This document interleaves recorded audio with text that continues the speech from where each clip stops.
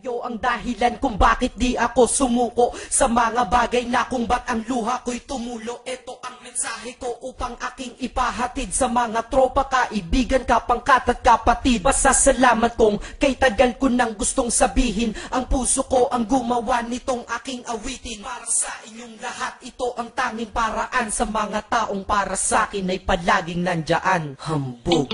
Kayo ang dahilan kung bakit di ako sumuko sa mga bagay na kung ba't ang luha ko'y tumulo. Ito ang mensahe ko upang aking ipahatid sa mga tropa, kaibigan, kapangkat at kapatid. Pasasalamat kong kay tagal ko nang gustong sabihin, ang puso ko ang gumawa nitong aking awitin. Para sa inyong lahat, ito ang tanging paraan sa mga taong para sa akin ay palaging nandyan. Upang ako'y mabigyan ng kalakasan ng loob at manatili na nakatayo at di patataog na kahit na anumang pagsubok na nagdadatingan. Di ako takot pagkat alam kong may malalapitan. Pag ako ay mayroong problema na dinadala, akala ko ako'y nag-iisa, ngunit hindi pala. Alam nyo ba kung bakit?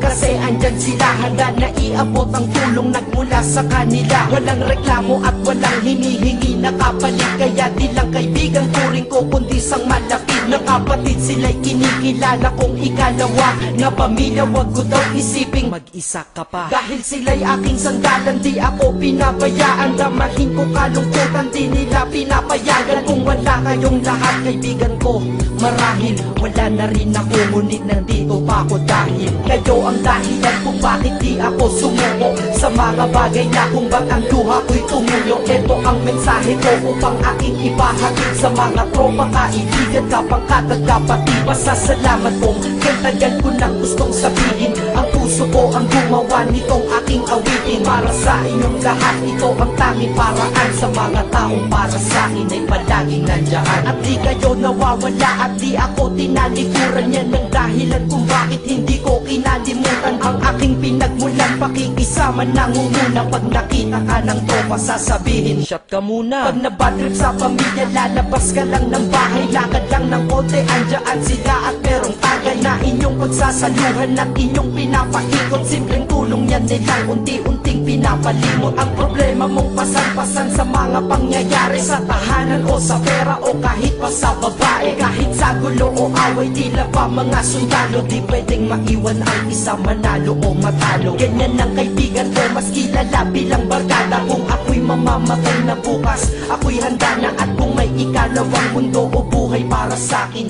sana magiging tropa ko kayo pa rin. Kayo ang dahilan kung bakit di ako sumuko sa mga bagay na kung ba't ang luha ko'y tumulo. Ito ang mensahe ko upang aking ipahatid sa mga tropa, kaibigan, kapangkat at kapatid. Pasasalamat kong kay tagal ko nang gustong sabihin, ang puso ko ang gumawa nitong aking awitin. Para sa inyong lahat, ito ang tanging paraan sa mga taong para sa akin ay palaging nandyan. Kaya ako'y kontento na dahil kayo'y naging parte ng buhay ko. Sa kabutihan nyo, paano ko gagante? Magtatawagan ng mga tropa, kita-kita lang sa kanto. Pagkatapos didiskarte ng pichelyosi at baso, papaikot ang sombrero para mag-ambag ang tropa. Kahit 20 pwede na, basta lamang makatoma. Ganito kami, at least magkakaramay. Kaya wag kang magtaka kung ba't masasaya ang tambay, dahil tambay ay binubuo ng samahan na tunay. May kaibigang adik, mabait, iba ay merong sungay. Oo, iba-iba ang aming mga katauhan, pero iisa ang grupo pag sa trip at kagaguhan. Pag ika'y nalulungkot, kanino ka ba lumalapit? Pag nais mong bumitaw, kanino ka ba kumakapit? At kanino ka lumapit sa oras ng kagipitan? San pa ba? Diba sa kaibigan? Kayo ang dahilan kung bakit di ako sumuko sa mga bagay na kung ba't ang luha ko'y tumulo. Ito ang mensahe ko upang aking ipahatid sa mga tropa, kaibigan, kapangkat at kapatid. Pasasalamat kong kay tagal ko nang gustong sabihin, ang puso ko ang gumawa nitong aking awitin. Para sa inyong lahat, ito ang tanging paraan sa mga taong para sa akin ay palaging nandyan. Salamat. Acero Records, Sad Productions,